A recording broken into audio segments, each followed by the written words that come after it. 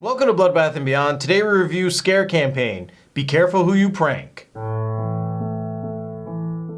Written and directed by Cameron and Colin Cairnes, starring Meegan Warner, Meadows, and Olivia DeJonge. This movie's about a reality TV show called Scare Campaign that basically pranks people by scaring them. Their producer is putting a lot of pressure on them because the masked freaks, these online people, are creating basically the same show but snuff films, and they're stealing all the views. So in order to get the views up, the crew has one more episode to make an impact on their audience. Unfortunately, this time around, not everyone is in on the prank. We all know the best pranks are the ones that go a little bit off script. This is actually a recommendation from our top donor over on Patreon, Deke.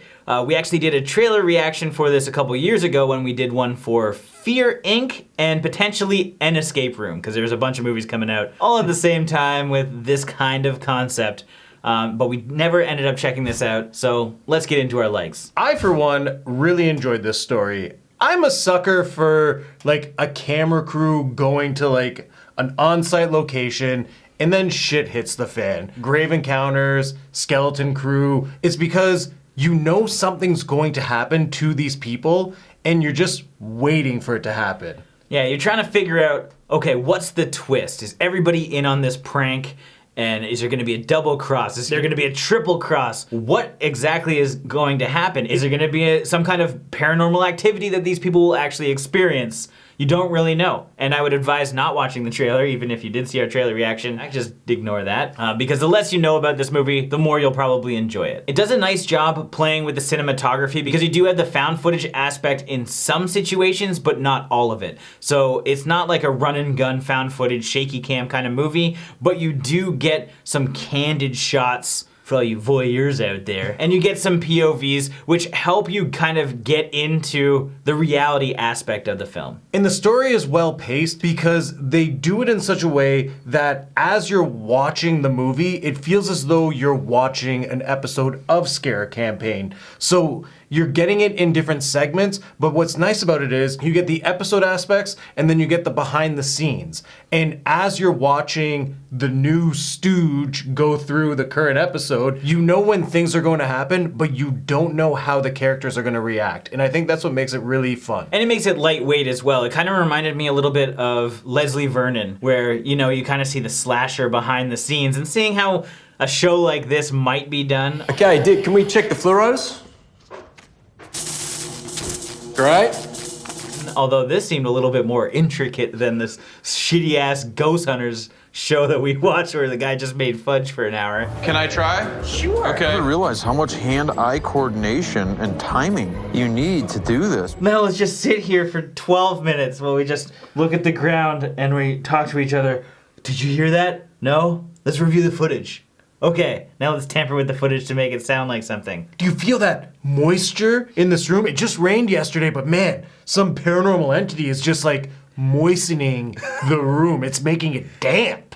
You're triggering people by saying moist so much. Oh, I know. And so like Zach Baggins, we have kind of like a douchey character in Marcus, who is the guy who's running this whole show. And he doesn't want to let everybody in on all of the secrets because he needs to get some attention. It's kind of fun trying to figure out what's real and what isn't real, what was staged and what weren't we, the audience, let in on from these behind the scenes shots. They do a really good job with making you try and figure out which is a fake out death and which is a real death. And to actually go through this and not know until they give you the reveal, it's very well done. And they do that through strong practical effects. When we do get to see the on-screen kills, they look awesome. I can only show like one probably and get away with it, but they're fucking dope. They did a good job cutting the tension by having the characters just feel natural. Like every reaction, every situation that someone was put in, whether they were scared or whether they were concerned or whether they were just having a good time, everything felt real, and I think that's what made all of this believable.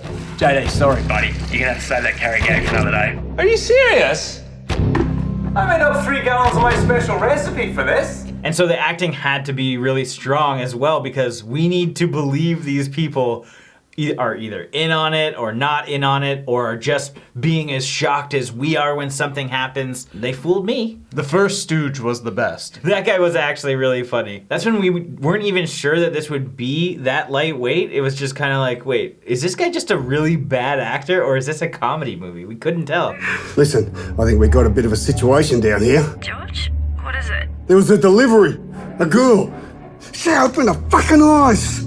I actually want to give a shout out to Josh Tart, who played Rowan in this film. I gotta tell you, he did a great job making me feel as though he was gonna kill everyone. Now, what didn't we like? I gotta be honest, didn't care for Emma's character. I just felt like she was just too concerned. Did something happen up in that room? No, not that I'm aware of. For doing this for so long, she was just not on the same page as the rest of these people. I'm a concerned human being who is worried that one day we're gonna prank the wrong guy. Basically, we're set up to believe that she's been here since day one of Scare Campaign, and then it seems like she's never been a part of it, and this is her first thing, and she despises it nearly from the beginning. They tried to explain this after the first prank that we see, but she seemed a little bit too unnatural in some situations, for sure. I didn't like the fact that we were also anticipating things. This is the kind of movie we've seen a few times almost. Not this same one, but we've seen the same concept. And so you're waiting for a twist, or a second twist, or a third twist, or a fourth twist.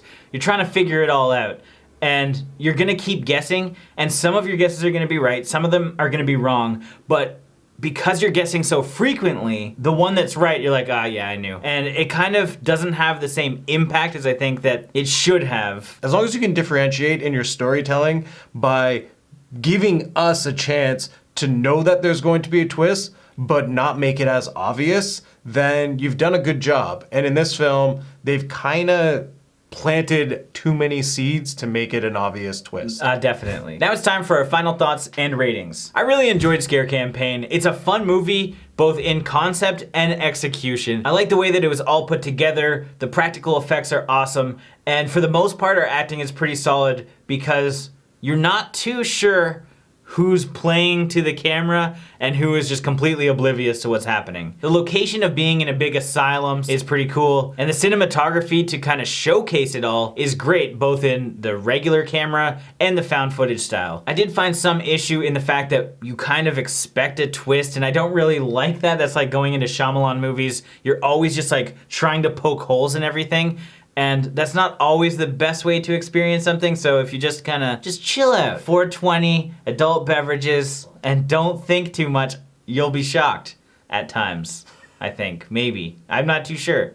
I was adult beveraging and I wasn't that shocked, but I did enjoy myself anyway. So I'm gonna give this 4 missed audio cues out of 5. Yeah, with sound, please, Dick. Sorry.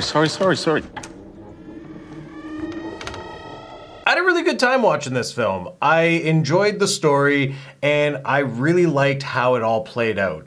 The only thing I didn't like so much was that I knew something was going to happen, and when it did happen, it wasn't as impactful. So that was disappointing, but overall, it was a good story and it was a good film. We had great characters who were put in situations that you couldn't tell if it was a staged prank or if they were actually in danger. I think that's what's really good about this film is they do deliver in making you wonder what's real and what's not. They also provide us with excellent on-screen kills. I do recommend this movie and I think a lot of people should go check it out. So with that being said, I'm gonna give this film 4 poorly hidden cameramen out of 5. As always, thank you for watching. Like this video and comment below with your thoughts on the film if you've seen it. If you haven't and you do want to check it out, there are links in the description where you can find it. And if you want the opportunity to recommend a movie for us to review, check out the links to the Patreon down in the description. And if this is your first time here, make sure you subscribe to the channel, stay updated with everything Bloodbath and beyond.